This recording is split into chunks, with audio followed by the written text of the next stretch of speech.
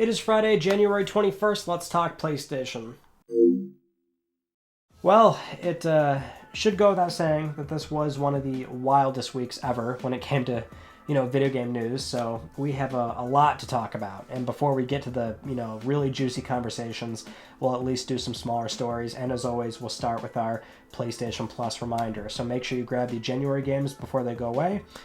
For our first story, though, let's talk about the 2021 PlayStation wrap-up. This is something Sony does every single year. They've done it for 3-4 years now, probably longer, but it's where you can sign into or PlayStation.com, punch in your ID, and that's where you can get a wrap-up of all the games that you played last year. You can get some cool stats on how many hours you've put into certain games, your top-played games, the trophies that you've earned, things like that. I'll showcase some of my stats from last year, which unsurprisingly, the majority of it was actually showcased on video, so 31 or 32 of my platinums were documented on video, but one of my resolutions for this current year is to try and play more games leisurely outside of, video-related work, but I'm doing okay so far. The one thing, though, is that your wrap-up might not be totally accurate because for me it says 0 PSVR hours. Again, that's documented on video in the 30 Platinums Part 2 video. I played maybe at a minimum like 15 to 20 hours of PSVR content, and for some reason that's not on there. So a little weird, might be some inconsistencies, but still your 2021 wrap-up is now available. Next up, let's talk about Horizon Forbidden West, because unsurprisingly, the game is coming out very soon, and because of that, on a near-weekly basis, we're getting new trailers, screenshots, info, things like that. This is no different, so fair warning before I display this, but we got a new story trailer. I know some people like to go on a media blackout, but here it is, and it looks so good. I'm getting really excited now. There's so much going on in this trailer, and it's one of those things where you can tell it probably is kind of getting into the spoilery territory if it was in context, but we don't have context, so we don't really know what's going on with some of these characters that we're now seeing, because we actually saw 2 new characters in here, not only in this trailer, but also in a separate Meet the Cast video on the PlayStation YouTube channel. The 2 new characters that we saw was TLOU and Tilda. TLOU is played by Nasir Dalal, and Tilda is played by, well, Carrie-Anne Moss from The Matrix, so that was pretty cool to see, and that's the one character where, just judging from how she was presented, you can tell she plays a pretty big role in the storyline of Forbidden West, or at least I'm assuming she is, right? That she's going to play a vital role in the game, so yeah, I'm getting so excited. It looks so good. And it's something where I finally also started the Frozen Wilds. I mean, I always play games, close to when they launch, and I'll do the platinum and everything, but I always miss DLC frequently because it comes out like 6 months to a year later, and usually I'm just doing other things at that point. Finally started the Frozen Wilds. I know a lot of people are jumping back into Zero Dawn, so you've got plenty of time still, but yeah, Forbidden West looking so good, coming out soon, cannot wait. Now, another game that I, and I'm sure a lot of you are still really excited for, is God of War Ragnarok, which this is one game where I'm seeing a lot of uncertainty in the air in terms of if the game will launch within this calendar year. The one thing we can say right now is that recently Sony put up a new webpage for 22 games coming out in 2022, which there's a ton of things in there for either confirmed release dates or to be confirmed release dates, but they have a release window of this year, and God of War Ragnarok is one of them. So it's not a tell-all that, yes, the game is launching this year. I mean, obviously there's a possibility that it could get delayed, but I would say the publisher probably is getting comfortable, reiterating on multiple occasions that, yes, it is a 2022 game. Now, another game where this one should be coming out sometime this year is Ghostwire Tokyo, and this one does have a release window of spring, which is quite soon, and that's why the story is more on the realistic or believable side, because as reported by Multiplayer First, I guess at some point yesterday on PSN, the game was updated to have a release date of March 24th, and you can't see this now, of course, on PS5 or desktop. Maybe it depends on the region, but at some point it must have said March 24th, which that falls on a Thursday, so it's not a dead giveaway, right? If it was a Friday, maybe. Keep in mind, it's not like your typical December 31st placeholder or your placeholder where it falls on the end of a quarter. So it seems like a somewhat realistic date, given that we should also see, because if the game comes out in spring or let's say March 24th, then we should be finding out soon, because the game is also apparently going to show up during a state of play that we should be expecting early in February. And that would make sense. It would be a release date trailer, so everything's on the up and up here. It doesn't sound too strange. It's just a matter of if the game is going to hit that window and not get delayed again, which I hope not, because I would actually like to see it very soon. Moving on to our next story, we got a pretty big update here on The Last of Us HBO TV series, where we now know somebody is going to be playing as Riley, and that confirms to us that Riley is going to play a part in the show at some point, or at least in season 1. So Riley is going to be played by Storm Reid, well known for starring in Euphoria next to Zendaya, and that's great to hear because we didn't know that Riley was going to play a part in season 1. And I find that that's going to be very important for what is a story that carries a lot of emotional baggage for Ellie as a character going into The Last of Us proper, right? Because the Left Behind DLC predates the main game, where we see Ellie, initially get bit and foster her first relationship that she at some point, spoiler alert, loses. It's quite important. So I'm happy to see that, actually. In fact, it probably will be a minor role, though, because Deadline is reporting it. Initially, they reported it as her being a guest star, so I'm assuming it's not going to be much screen time, or at least maybe one episode, flashbacks here and there, but at the very least, we'll see a little bit of Riley in the show, and that's great to hear. There's actually a lot of updates coming out on a rolling basis for the show. We tend to only cover the big updates here, but yeah, tons of info going on when it comes to new directors, new pictures being taken of what's going on set in Canada, and well, things like this, of course. But either way, still got a little bit of waiting to do before we see more of the show. Okay, let's start getting into some of the more wild news from this past week, and of course we're talking about Microsoft acquiring Activision Blizzard for $68.7 billion, which we already did an initial conversation about that when the news came out, so it was more of a gut reaction type discussion, but since then the dust has settled, a lot more has come out, and so that's what we're going to go over now. First up, we should probably mention that one story that was highly publicized the day after was what happened to Sony's stock price, because across various video game websites it was reported that Sony's stock price dipped about maybe 12.5%, 13%, somewhere around there, which in terms of overall Sony value, that's 20 billion something dollars for the entire value of that particular stock. And when this is published across a bunch of game websites, unless you're an investor or you're into the stock market or you just know about these types of things, you might look at that and go, oh, well, that seems par for the course, which for the most part it is, right? Don't get me wrong, it's a big dip. It's the biggest that Sony's seen in a very long time, but especially in the tech sector, that seems about normal for what is like bad news for that particular company, right? It tends to happen a lot, and it's not like a disastrous thing when you know that, well, the company's bottom line, at least right now, is going to be okay, right?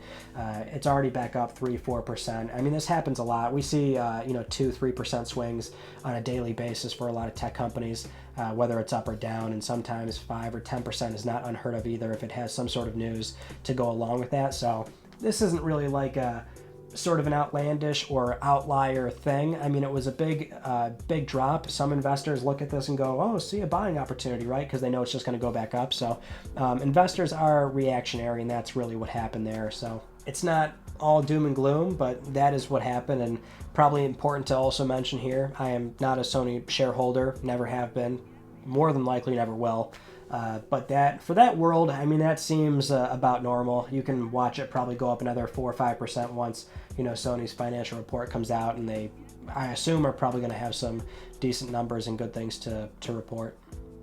The big thing here, of course, much like we saw with the Bethesda acquisition, is going to be the topic of exclusivity. What's going to happen to these games, and since the announcement, which was only 3 days ago, we've already had 4 different comments regarding this topic, with still no black and white straight answer, but we do have some comments to go over, so we'll go in order of appearance here. But starting off with Bloomberg, where they were initially reporting that Microsoft plans to, and I quote here, they plan to keep making some of Activision's games for PlayStation consoles, but will also keep some content exclusive to Xbox.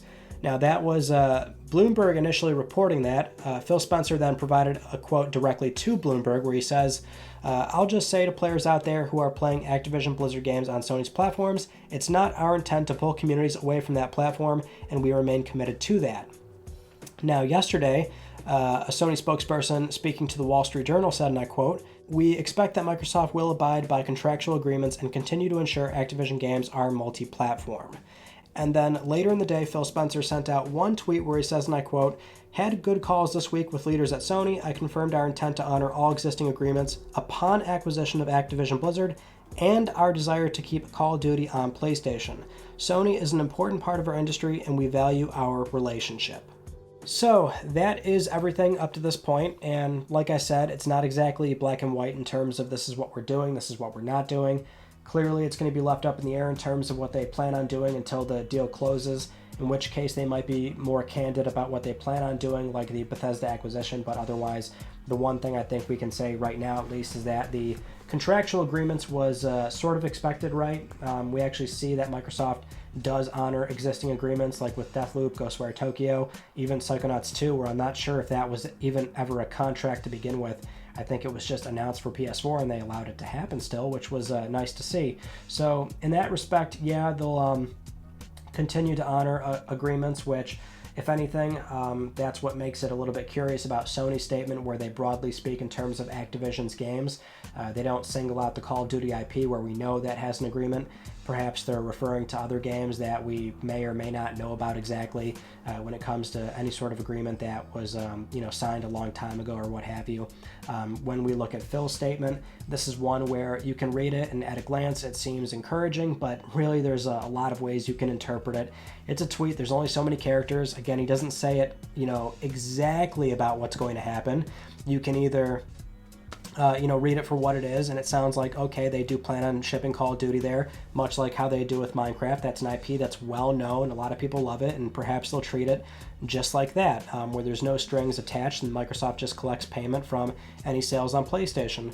Or you can read between the lines and say, oh, look, he wrote, and our desire is to keep Call of Duty on PlayStation. That might be a way to infer that they want to approach Sony with a deal of saying, hey, once those agreements are up, when it comes to the marketing and content agreement on Call of Duty, once that's up, which we don't know how long that's actually going to be. In fact, it might even go well beyond 2023. We don't know entirely for sure. But once those agreements are up, you got to play ball with us. If you want Call of Duty, one of the most well-known IP out there that sells best on your platform, and that is a huge revenue driver and also a console choice driver. If you want that game to continue there, then you got to start allowing, let's talk about getting Game Pass on PlayStation 5, which I am sure they would love to have that be a thing. And of course, that's a very hard reality to think of Sony allowing that to happen in the first place, which, to be honest, if it did, the way I see it happening, and it's crazy to even humor this idea, right? But the way I see it happening is Sony treating Microsoft as a publisher rather than, a console manufacturer that clearly has access to first-party and third-party content within that service, right? Sony wouldn't want third-party content to cannibalize everything on PlayStation 5. That's the whole point, is to sell software, so you don't want to offer Game Pass and only collect a 30% cut out of the revenue stream. You want to be able to also sell third-party content. So I would imagine Sony's way of looking at this would be, okay, we'll do Game Pass, but you got to give us only first-party games, and we'll treat you as a standard publisher like, say, EA Play or Ubisoft Plus. That's strictly what it would be. Give us first-party content, we'll collect 30%, and then you collect the rest.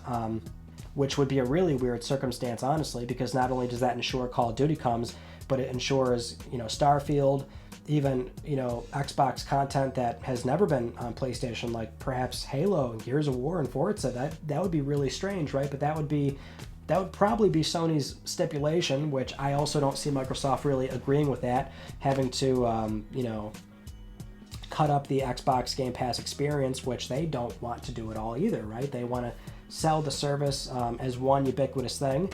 Granted, they're cutting it up in terms of PC Game Pass, Xbox Game Pass, but you get my point. The reality is we just did not really get a straight answer out of this whatsoever, but the other thing to consider here is that Microsoft does have a big picture idea when it comes to Game Pass. I know we like to look at this in terms of tunnel vision when it comes to consoles and the console space, if we're here on this channel talking about it or other related video game websites, but this acquisition meant a lot to Microsoft in terms of customer acquisition for Game Pass across not only console, but possibly well beyond it. I think that's going to be a much tougher sell. That's why actually they would love to get Game Pass on PlayStation 5, because it's a really good customer acquisition tool when it is a platform that people are so comfortable with. You know, it's the console environment. I actually think it's going to be a very tough sell to ever really get Game Pass to take off from just a mobile phone, just a tablet, just a TV, but that's an entirely different conversation. The point is, Microsoft would love to have Game Pass on the most familiar platforms around, which would be things like a Nintendo Switch and also a PlayStation 5. But that's assuming that's what he really wants to do, which I would gather it is what he wants to do, right? Not to paint Phil as this sort of insidious businessman. We have to keep in mind, it's his job. You can't blame the guy, right? Yeah, he makes a lot of backwards PR statements that go in the face of what he's said previously, like we don't want to remove communities, but that's actively what he's going to be doing for a handful of games that may have been well known for shipping on PlayStation and no longer will.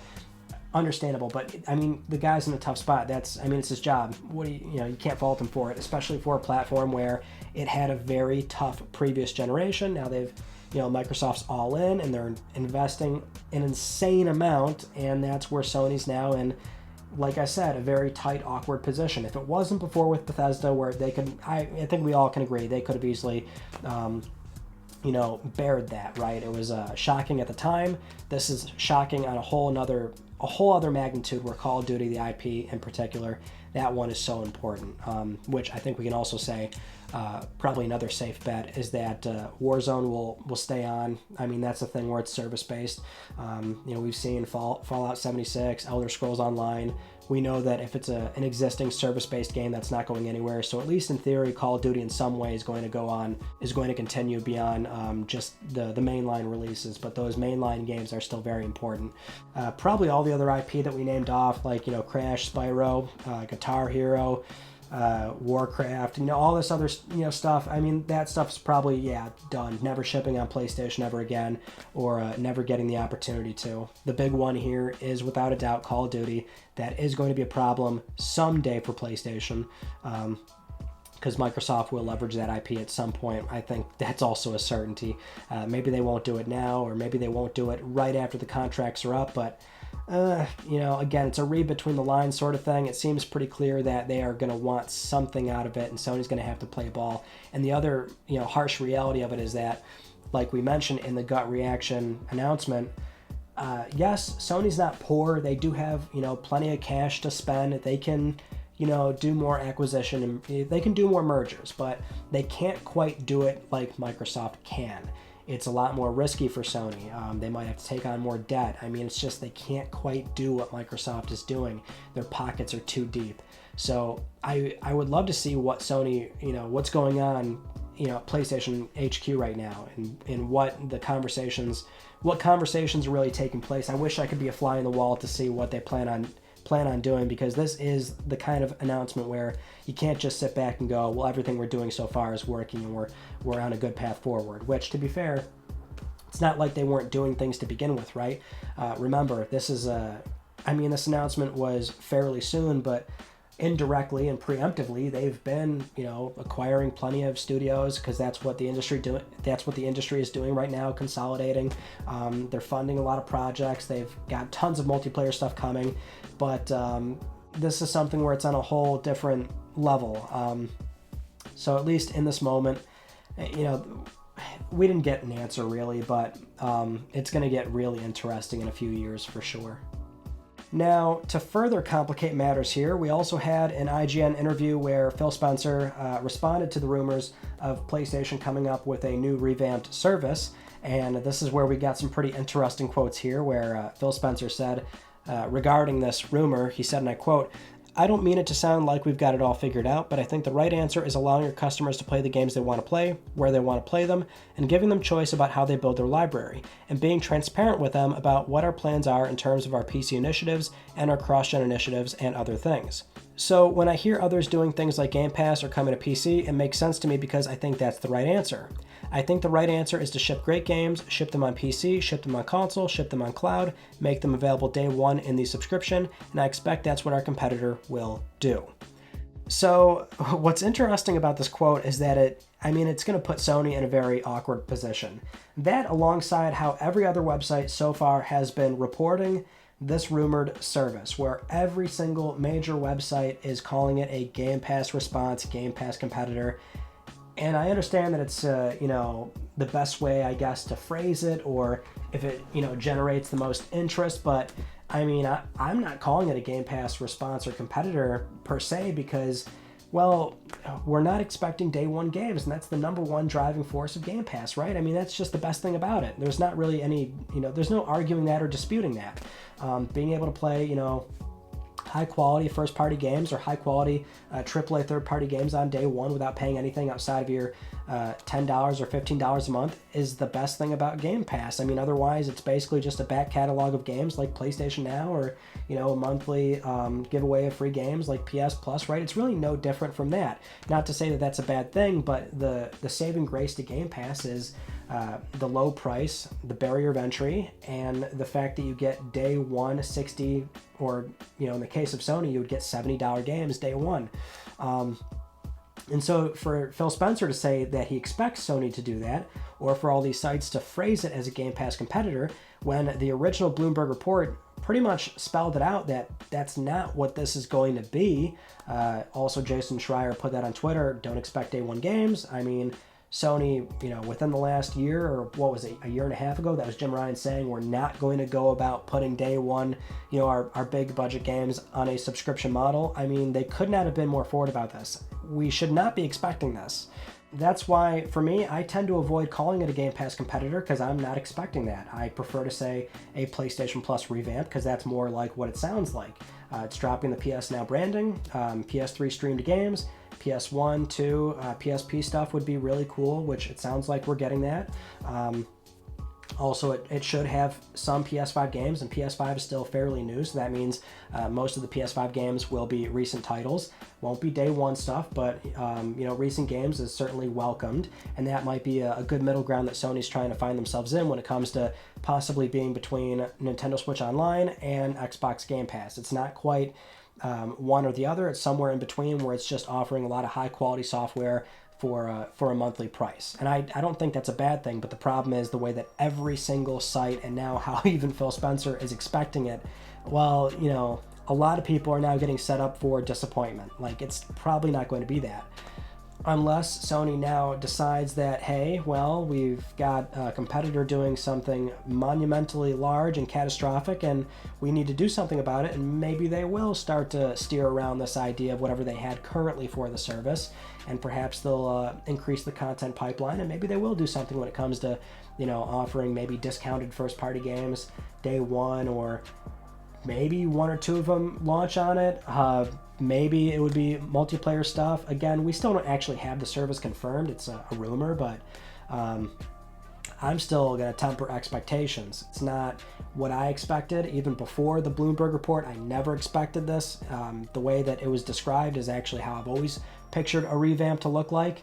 And it's going to put Sony in another awkward position. Right now, they're definitely in a tough spot when it comes to how media coverage is looking, and obviously what Microsoft is doing. They're doing a lot of things right now, and it's not making Sony look any better, unfortunately.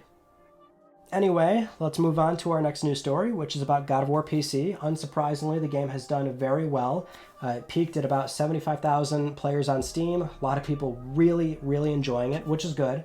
It's great to see that. And one thing we saw in a recent interview with Game Informer is the game's director, Cory Barlog, discussing how when it came to releasing games on PC, he actually revealed that it turns out a lot of internal studios, what it sounds like worldwide, were pitching this over and over and over again, where they were putting this in the suggestion box of let's do PC stuff, let's ship on PC, let's try it out. And the way Cory phrased it, it sounds like Sony possibly just went, okay, fine, we'll do it this one time or whatever, or we'll try it out and we'll test it, which may be just a lighthearted way to phrase it. I'm sure Sony has obviously thought about it for a long time, actually, considering that they have done PC releases since 2015, but again, it's been on a slow rolling basis of small title,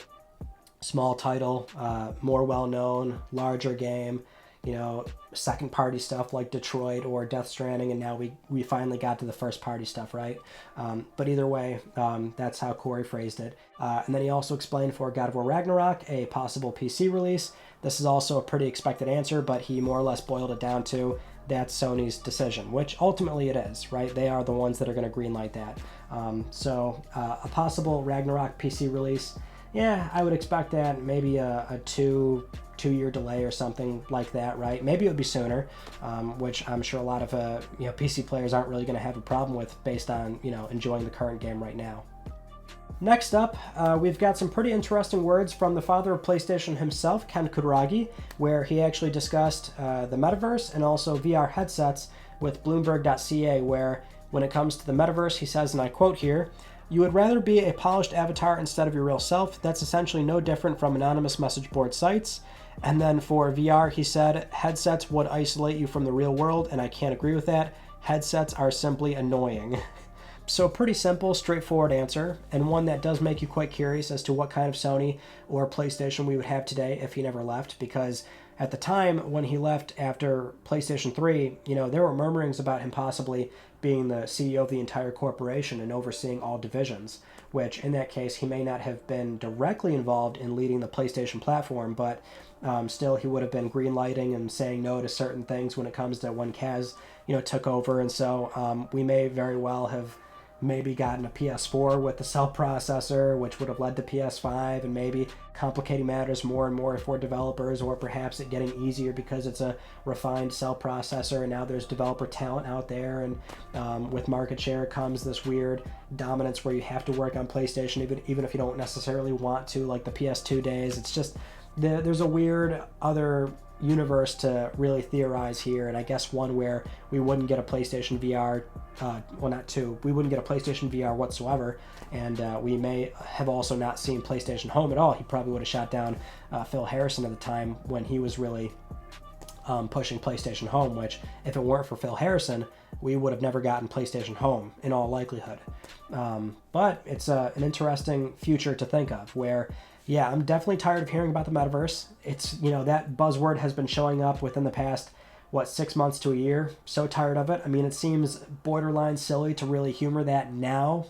Come on, even if it happens, it's so far away. My God, give it a rest. And VR, I am bullish on when it's used appropriately. It's a really fantastic experience for video games, but, obviously that kind of goes hand in hand with this whole Metaverse nonsense, and that's just kind of like it's exhausting. Let's give it a rest for a second. But cool video games, that's what I'm for with VR. Now, with all that said, it is time for Let's Talk Plus, the weekly Let's Talk PlayStation giveaway, where one of you can win a $10 PSN code.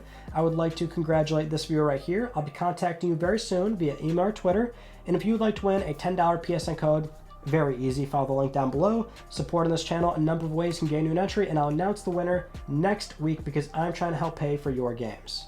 Those are all the stories that I wanted to talk about with you all from this past week, and we had a lot of things that we did recently. We looked at the new DualSense colors, we talked about a PS3 visual bug on the PS5 PlayStation Store, and we also touched on the Activision Blizzard acquisition. So 3 topics that we just did, and then coming up, we've got 1 or 2 projects. One of them you probably know what it is, which that should be ready in the next 1 or 2 weeks, so it's coming, so don't worry, but that should be somewhat soon. If not, we might have a different conversation entirely or something. Something a little bit easier for me to do in between some of these larger uploads, but that's what I got in the pipeline so far. And that is it. That concludes this week's episode of Let's Talk PlayStation. I'm Ryan Benecki. Thank you all so much for talking with me, and I will see you all next Friday.